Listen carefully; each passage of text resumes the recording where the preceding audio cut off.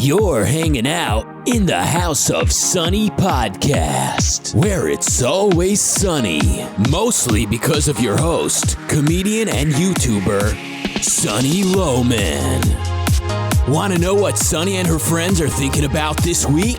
Well, here she is, Sunny Lohman. Everybody, welcome to the House of Sunny podcast. Today I'm going to cover the escalating tensions and unrest in this country from the diners in DC and Charlotte who were bullied into holding up their fists, but we're supposed to believe BLM is not coordinated, right?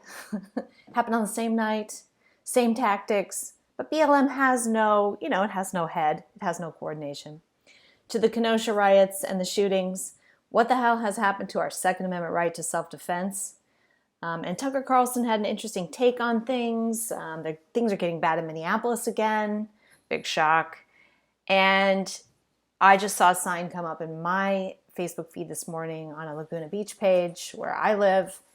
There's going to be a nice, quote-unquote, protest on Saturday. So I'm thinking on Friday I might head down to the downtown area and record the before, because I'm assuming the whole town's going to get torched. Before I start, you can support the show at the links below on Subscribestar or houseofsunny.tv. There's a PayPal button. I guess they're calling that a tip jar. It's kind of a new format today. I hope you guys like it. Today I have no co-host or guest, and I didn't want to do my hair, so here we are. This video is best consumed via YouTube or Facebook video, but if you are listening to the audio podcast, which I know a lot of you guys do, I will do my best to explain what's going on, but it's probably best watched on video, and I hope you like this new format, because it's pretty easy for me. All right, let's get started. So I'm sure you guys have seen a lot of these videos. People have been commenting on them, but let's start with the scene that played out here. I'm just going to read this tweet. In a scene that played out several times Monday, a Black Lives Matter protest that began in Columbia Heights confronted white diners outside DC restaurants chanting, "White silence is violence," and demanding that white diners show their solidarity. This is so creepy. And let's just play it.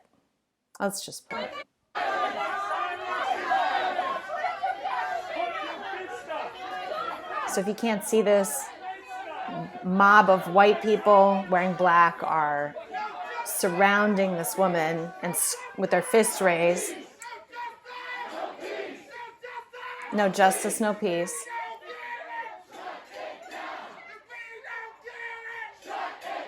Oh my God, this is so freaky. This woman is being screamed at in a restaurant, and she's leaning back. She's intimidated, obviously. They're screaming in her face. There's a video out there, you guys want to check into this, where you see the first part of this.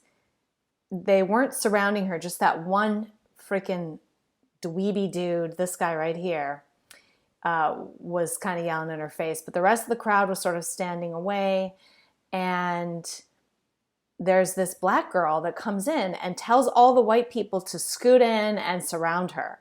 So it's being led by a black girl. People have commented a lot and said, look at all the white people, but a black person led this thing and told these people to surround this white woman and scream at her because she wasn't raising her fist.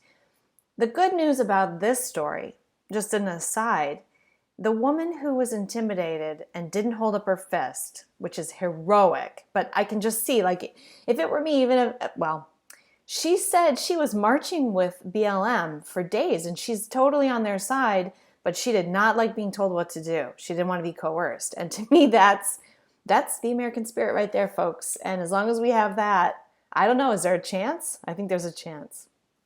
Okay, so that was DC. And then you have this in Charlotte. Similar scene, a couple sitting outside a restaurant, BLM surrounds them, not as close, but one black girl goes in and she's screaming in their faces, and she's not wearing a mask either. And check out this guy. Check out this hipster guy sitting next to them, holding his fist up. I bet his arm's getting kind of tired there. It's up. His shoulder's aching. He's a little white and pasty, so he doesn't look like a weightlifter, but he's a big dude with a mustache, obviously tough guy. And he's got his fist up His shoulder's aching, but he's holding it there because he does not want to get in trouble. He doesn't want to get in trouble, does he? Dick.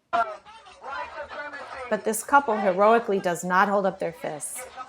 So, all right. I think that's awful. I think most people watching that, both of those things, those viral videos that came out, they see that, they're pretty horrified by it. And then in Kenosha, the protests, oh my God, I just called them protests.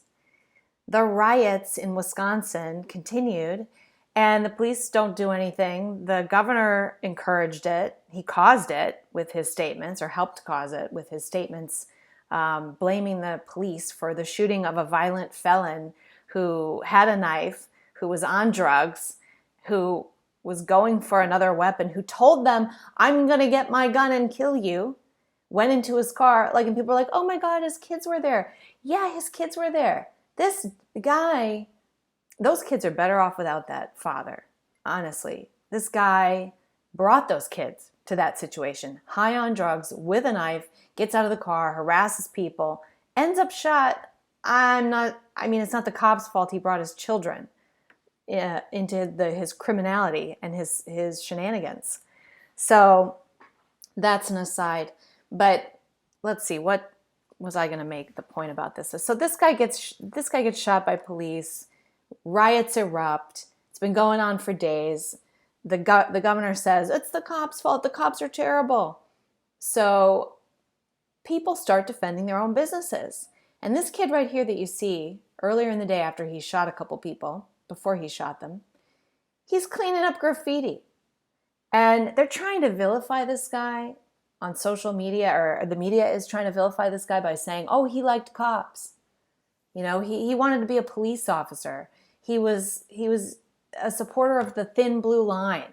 So in other words, he didn't want to defund the police, and he's a supporter of America and law and order. Therefore, what a crazy loon. So here's this good kid. Look at him. He's cleaning graffiti off a wall. And this is the bad guy. So what happened? We don't know totally, but there's video, and it looks, and there was a Daily Caller reporter on the scene who actually tried to help one of the guys who was shot in the head, took off his t-shirt and tried to stop the bleeding. The guy did die. And he was there, and he said this kid was, okay, so he was protecting a shop or shops or something. He was armed. He was getting chased. He ended up kind of shooting a guy, and then he got chased again. This is unbelievable that people would continue to chase him after he shot somebody. But now they're going to get him, and then he shot another guy. So he's been charged with murder, this poor kid. He's 17, and, not only is he charged with murder, but he's being vilified in the media. But all you have to do to be vilified in the media is wear a red MAGA hat and go to an abortion rally, right, in D.C., and then you are the worst white guy, human scum on the face of the planet, just like Nicholas Sandmann. So this guy's even worse because he actually defended himself and protected himself. And I've been wondering this whole time why more people haven't been shot. Where are Americans with their guns? I mean, we're always told how well armed we are. And yet I'm watching cities burn, and I'm not seeing a lot of self-defense. I'm seeing a lot of people not doing anything and just letting it all happen and going, oh no, it's happening. And I'm wondering why. And I get that we aren't in a situation where we're allowed to defend ourselves. You look at the couple who can't even come out of their house displaying their guns to show people, hey, don't come here and don't mess with us. You're trespassing. Don't come any closer. They didn't hurt anybody. And they were charged. This kid running for his life, he gets smashed in the head with a skateboard by one of the guys he shot. And he has been charged with murder. So I don't think that's going to stick, obviously. The kid is totally innocent. That's self-defense.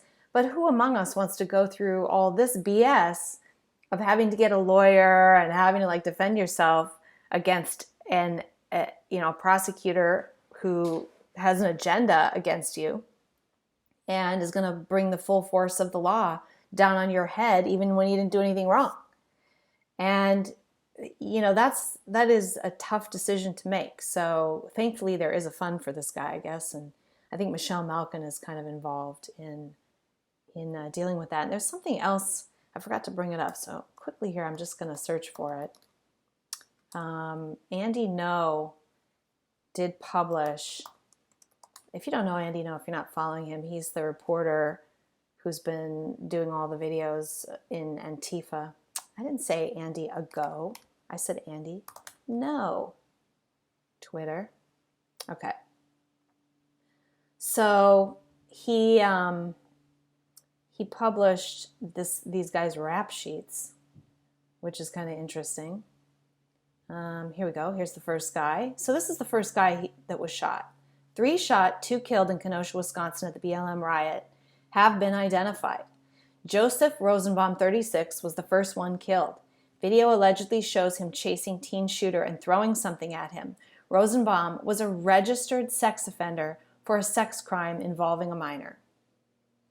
So here's this guy. By the way, 5'3", total short man syndrome, right? Am I right? 5'3", poor guy. Whatever his background, being 5'3" is, I feel really sorry for the guy. Okay. Here's the next guy. Anthony Huber, 26, was shot and killed in Kenosha, Wisconsin at the BLM riot. He was filmed chasing down the armed teen and hitting him with a skateboard when he was on the ground. He has a criminal history that includes charges of battery and repeat domestic abuse.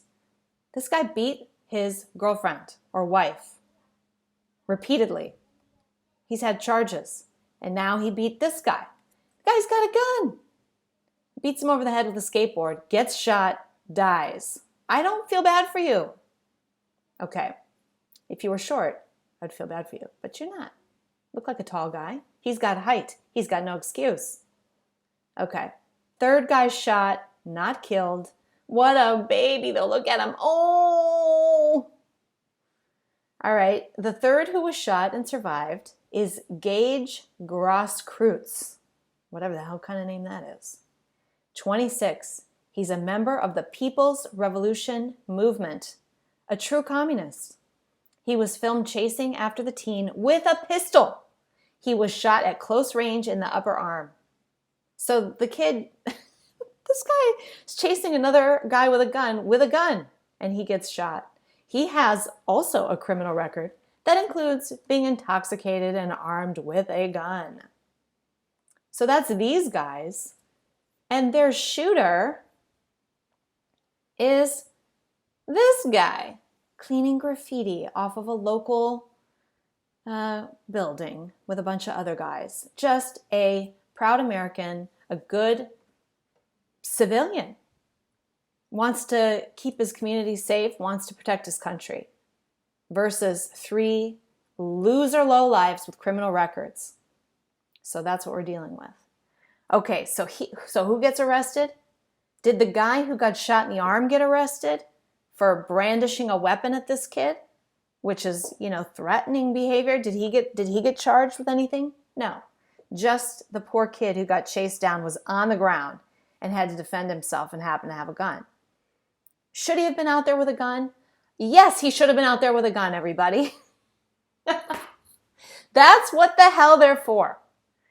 Defense of ourselves and our property. And this mob has been looting and burning down buildings and cars and everything else and trying to hurt people and trying to attack our institutions, our law and order. So yes, American citizens need to take to the streets and take it back because the government's not doing it. I'm sorry, but that's what they're there for. That's what the guns are there for. So he was doing exactly the right thing. This kid is a hero. All right. I don't want to say I want to see more people get killed. I want less people killed. But these rioters, they're just running around doing whatever they want. There's no consequences. And these people are just criminals. They don't have a higher motivation than that. They're angry people who hate themselves. They're envious of anything that is pretty and beautiful and built and created and loved. And they They are just hateful, nasty little souls. It's the 5'3" guy who never had a girlfriend. So he's got charges of rape, and now he chased after this guy and got killed. All right? So these people are not good people. Not good people. All right, so what are we doing about it? I hate to say it, but I want to see more of this. I want to see Americans get out and defend themselves. So let's move on. What's the next thing? Okay, in Minneapolis, again, if you need proof that this isn't about anything real, this is just whatever gives us any thin excuse to break into a store and take some shit and burn some shit down. This thing in Minneapolis will tell you, obviously it's a powder keg, but what happened was a guy in broad daylight on video who was being pursued by police, he killed himself. He's a criminal being pursued by police, and he killed himself, and it's on video, and everybody knows what happened, but oh my God, he's black, so let's go loot Target and burn down the Lotus restaurant that's been there for my entire life. And I heard, I haven't confirmed this, but I heard they attacked Brits as well, which is another lovely Minneapolis bar downtown that I've been going to my entire adult life. They play movies on the rooftop in the summer, you guys. They have lawn bowling on the roof and movies in the summer at Brits downtown. And you can eat Scotch eggs and have a beer. But that's not allowed in our new utopia. And here is a sad, sad post from the daughter of the owners of the Lotus restaurant. Watching looters bust down our family restaurant is so heartbreaking, senseless. They're doing it while laughing and smirking. Not gonna lie, I damn near shot a man tonight. He threw that fucking rock at my family photo and looked right at me. I said, "You motherfucker." Tears immediately rolled down my face. I just can't no more. I'm thankful I walked away, but fuck y'all. She should have shot him. More people need to get shot, and this shit will end. I'm sorry. I'm not calling for people to get shot. I want it all to stop tomorrow. I want the government to come out and put law and order back in place. I don't want anyone else to get shot. But if you are burning down my family restaurant, I will shoot you. And honestly, if I'm sitting in a restaurant and you come and scream in my face, I'm going to get up and get in your face. I learned that on the playground. You don't let these people get in your face. And fine, let them hit you. And then go after them with everything you've got. They can't, legally, they cannot be allowed to continue to get away with this. So what's coming for me is a Black Lives Matters protest this weekend, Saturday, 2 to 6 p.m. And they're going to be downtown Laguna Beach, where I live. Somebody posted this to the Laguna Beach Facebook group this morning. Notice the group is called South OC BLM Force. So this is a little army, and they're admitting it in their little freaking @ symbol. But it's not organized. It's not coordinated. It's grassroots uprising. So some gross, disgusting, envious piece of shit white woman posted this in the Laguna Beach Facebook group this morning. And man, the best thing ever were the comments, because she got stomped. And then the typical little Marxists come around and go, "Oh my God, I've never seen so much hate and so much racism and ever. I've never seen this is just so sad. These rich white people in Laguna Beach, they don't like their shit being torn down and looted." That's right.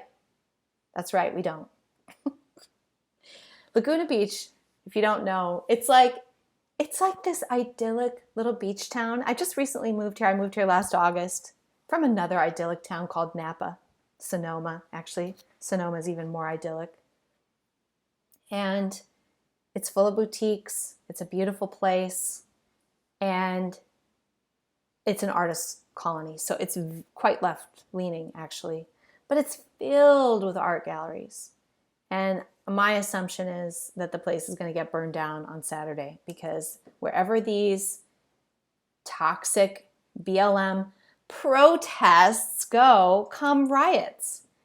And I mean, I don't know what to say. That's just the most obvious thing in the world. Why is this so hard to understand, right? Okay. So that's coming for me, and I'll report back on that next week. Hopefully Laguna Beach is still going to be around after Saturday, because I love this town. All right. So what are Republicans doing about it? I mean, nothing. Here's a funny thing. Just wanted to share this with you. Call the police trends on Twitter after BLM rioters beg for help from cops. They don't want to get shot, you guys. Call the police began trending on Twitter after BLM rioters in Kenosha made the plea following a shooting. A massive irony, given that Black Lives Matter's goal is to defund and abolish the police. Several people were shot last night, including one fatally, as the riots continued to spiral out of control. One of the shootings happened after rioters attempted to burn down another car dealership and were met by armed citizens trying to defend the property. Looters should call the police after shooting. So they just want to call the police. Hey, everybody, don't shoot us. Let's call the police. Please help. We're being shot. And then they want the police to come out and defend them. Oh, these people. These people. All right. So Tucker said some good stuff. I was going to show you his recap of the Kenosha violence. I guess I will, just because it's good. There's some really good video here. Chaos that began with the first George Floyd protests on Memorial Day has reached its inevitable and bloody conclusion. Last night, 3 people were shot on the streets of Kenosha, Wisconsin. 2 of them have died. Police say they've charged a 17-year-old with murder. Here's what Kenosha looked like last night.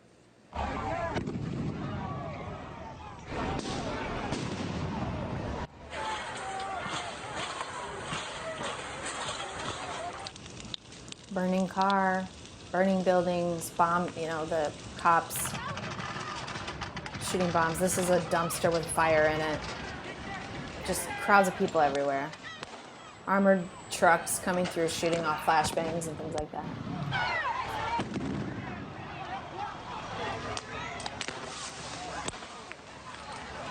All these people think they're not going to get hurt.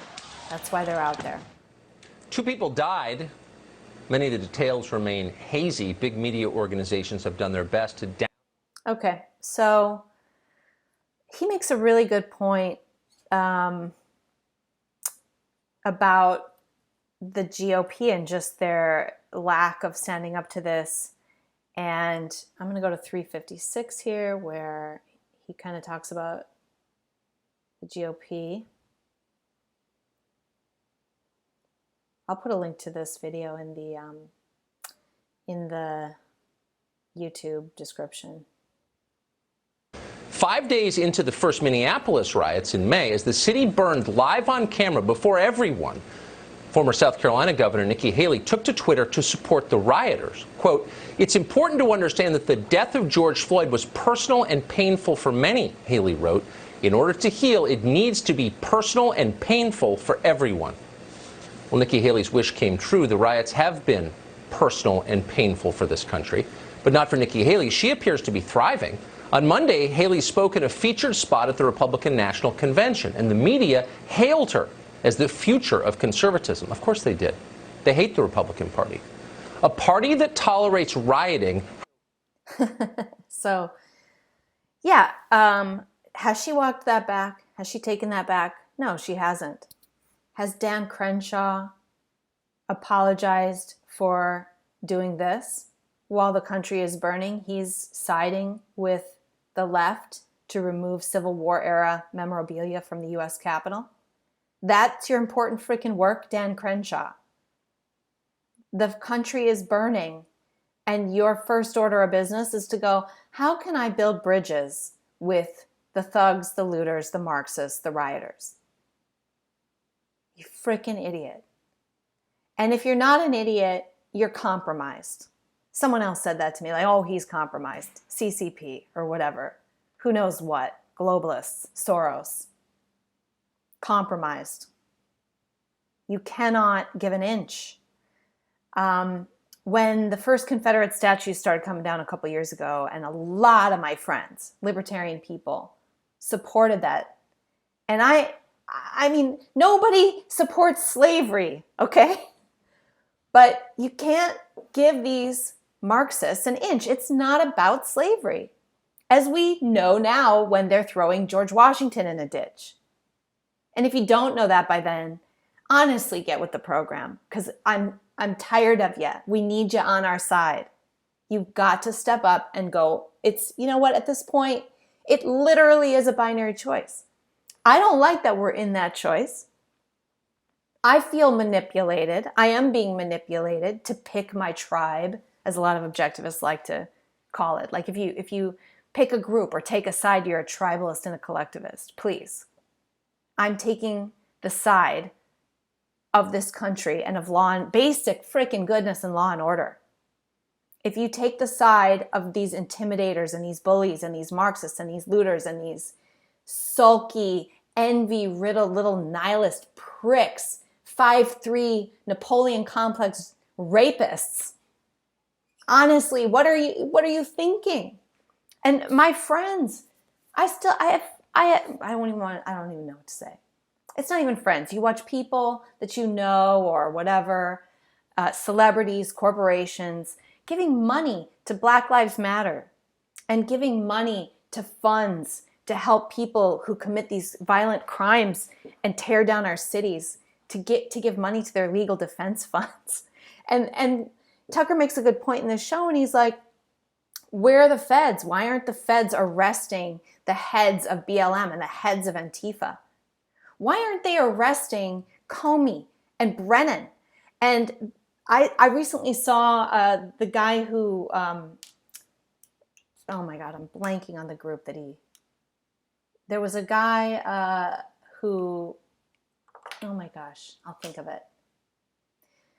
A very reputable, wonderful guy came on and said, there's not going to be any indictments because there's no investigation going on. The Durham investigation is a sham.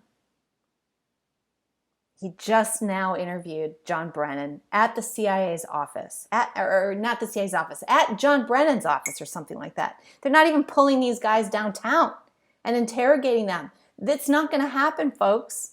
The swamp is deep.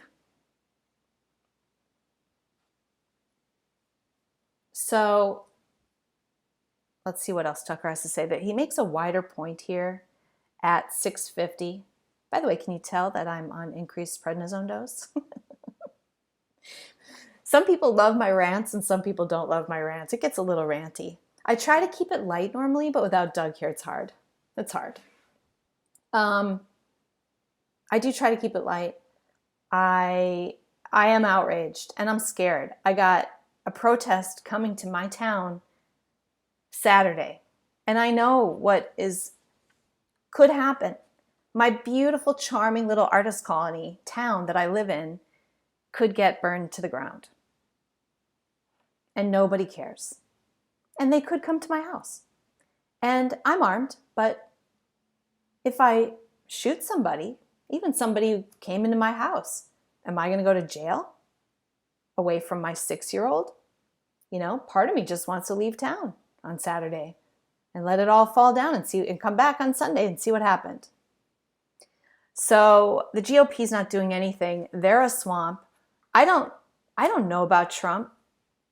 I don't think he's part of it, but I don't think he can do much. I don't think he's very good at doing much. I mean, he's doing what he can. He's not the most philosophic person. He has to win this fall. And if he doesn't, if there's fraud or delay or whatever, or they try to delay this damn election counting their 50 million absentee ballots because they've destroyed in-person voting. It could get to the point where he just says, no, I'm not leaving office. Nancy Pelosi, you can't have the job by default. And boom, we're in a real civil war. If we're not in a soft civil war already, I don't even know what that is, because this sure looks like it. When you have armies of people with agendas, with coordinated agendas, doing the same tactics in city after city after city in this country.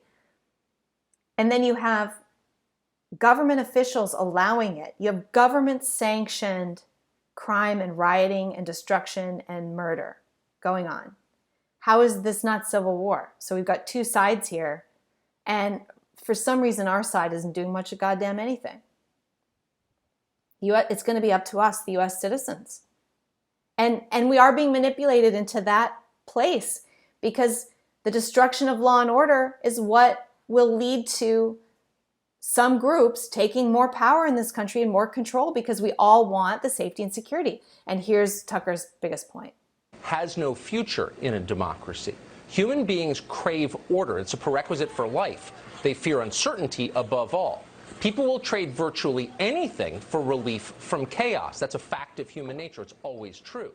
And politicians who understand that win. Rudy Giuliani got elected twice in an overwhelmingly Democratic city because he knew that underneath it all, everyone hates lawlessness. Everyone.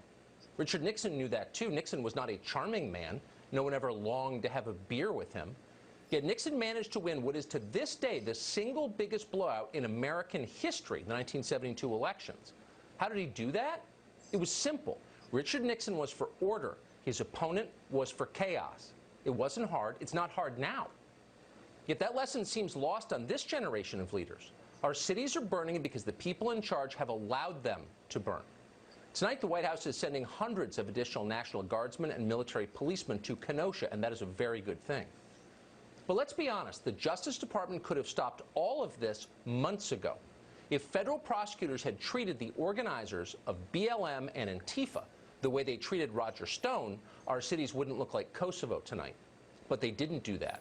Instead, they enforced standards selectively in direct violation of our most sacred American principle, which is equal protection under the law. They ignored that. Across the country, prosecutors responded to politically disfavored crimes with maximum aggression, and they ignored the rest. Just this Sunday, at a Catholic cathedral in Philadelphia, a woman was brutally assaulted in the aisle in the middle of a service. The attack was live streamed to the entire congregation at home in real time. There was no question what happened. It was on videotape. And yet the authorities in Philadelphia concluded it was not a big deal, so they're not pressing charges.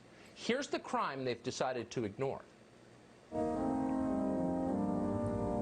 I'm playing a lot of this. So what you're seeing here is a woman walking down the aisle and a black woman punches her in the face twice. I mean, it's a closed fist punch in the face. It's awful. Twice. But think bigger for a moment. What is the effect on the country, on the rest of us, when authorities allow assaults like the one you just saw, open threats and harassment and violence to go unpunished? What does that cause? Well, it increases tribalism, for one thing. It makes us hate each other, and that's why they're doing it. That's why they're doing it. Our leaders want us to believe that this is all a racial conflict. They're always telling us it is. I just want to pause it there. I really do feel like we're being manipulated, that these events are somewhat coordinated. I mean, there are sides here. There are the Marxist intellectuals. If you don't think that they have fingers in the media and the government and Silicon Valley and all of that stuff, like it's so silly. It's not a conspiracy theory. Just people do have power. Power exists in the world. And these people have power and they're exercising it to manipulate us, to get even more mad and upset, to cause this type of stuff. And that's the way they're going to take over.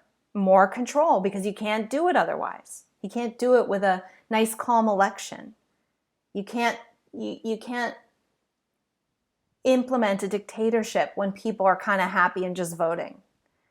So even though I know that I'm being manipulated, I don't know that we have any other choice but to stand up for ourselves. And we have to do it with overwhelming force. And that's it. We have to make sure we win. And by we, I mean anybody who cares about implementing a free republic of free people. We have to have overwhelming force and we have to win. End of story. So the sooner we figure out that we're under attack, I mean, literally we're physically under attack, everybody. And I know these things take time and there's a delay. Like if you just look at how the revolution kind of started, there were a lot of injustices and a lot going wrong for a lot of years before people finally join the freaking army to defend their country or to set up the new country. Same with the Civil War. Things were happening for a long time before people really were willing to do something about it and vote in somebody like Lincoln, who was just going to put his foot down and be a dick. So. But they're lying. It is not a racial conflict. At its deepest level, the chaos they have unleashed has very little to do with race. Most Americans are not bigots. Unlike CNN, they are not fixated on skin color. They don't really care, most of them. What you're watching is more sinister than that. What you're watching is an effort by the academic left, funded by big business, to crush the last remaining resistance to their control of the country. And that resistance is an independent American middle class. That's who they really hate. This is not a race war. This is a class war. Okay, so, he's just saying this is a Marxist class war.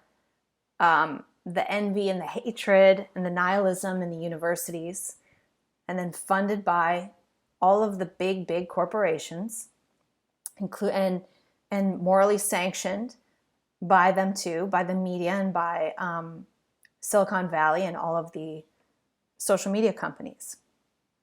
And they want to crush the middle class and implement their Marxist utopia. I mean, it sounds insane, but it sounds insane, but hasn't it happened?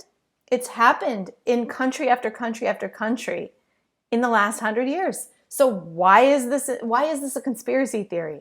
There's a playbook. They're implementing it. Obama was part of it.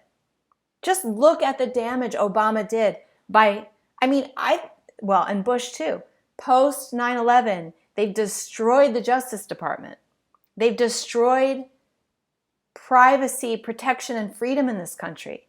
But Obama put little minions all over the government. Really, Bush Obama created what I think of today as the deep state. These bureaucrats who will try to take down a president. And the fact that we can't even go after them legally. There's literally not even the power to go after them legally. That's freaking something I never thought I would see. When I was a kid, what's his face? The guy was on trial for selling arms to Iran, or he was testifying about arms sales to Iran. That was such a big scandal. That's nothing compared to what has been going on in the last 3 years in this country. So we've really we've sank far. I'm sorry. It's a negative show, isn't it? But it's politics. You guys like it. We could talk about the Royal Report next week. Talk about the Royal Report and some celebrity news. Brad Pitt has no girlfriend. You got to know about that. But that's it for the show today. I just wanted to kind of tell you what's going on. I support the Second Amendment 100%. And the reason it's there is for self-defense. The individual's self-defense against criminals and a criminal government. That's the reason it's there. So this kid who shot 2 people on the street as he was being attacked, and he was out there anyway just trying to defend property in the first place from days and days and days of rioting. If you were still in that riot, you're putting your life on the line. You might get shot by a cop, but they know they won't, which is why trending on Twitter was call the police, which is why they would rather the police show up. The whole thing about police brutality is a lie. They want the police to show up and protect them. They just don't want the police to protect you. And they don't want you to protect you. And now they've arrested this kid. So you know my take. I gave it earlier. But what will save us is the Second Amendment and self-defense. And at some point, more people just need to wake up and realize we're under attack. We're at war. And these people, we have to beat them with overwhelming force. I think November is going to be a big eye-opener for a lot of people if you're not already there. It's kind of like I'm blackpilled, but and I'm not really, what I would love to happen is for none of that to happen and for law and order to just kind of fall back into place, our economy to get better. I want to go back to January when the economy was good. The worst thing happening was that Trump was under some fake impeachment that was annoying. And we were dealing with that, and it was annoying, and the left is annoying. But this has just deteriorated very quickly. And here we are. So November, I don't think we're going to have, I think it's the first time the U.S. is going to, since Lincoln, when the U.S. isn't going to see a peaceful transfer of power. So get ready and let me know what you think in the comments, because, I'm interested in your thoughts. I am doing this analysis myself. This is how I see it. And I'd like to know what you think, what you want me to talk about. Let me know in the comments. Let me know on Facebook or wherever you consume this. And thanks for joining me this week. And we'll see you next week for maybe some lighter stuff, or, probably not. Maybe Laguna will be burned to the ground and I'll be extra special, ranty and mad. All right. Thanks for joining me. There is a house called the House of Sunny. It's filled with satire and fun. It's been the demise of bad ideas, and we'll know what's right when she's done. So download this free podcast now and give perspectives you may lack.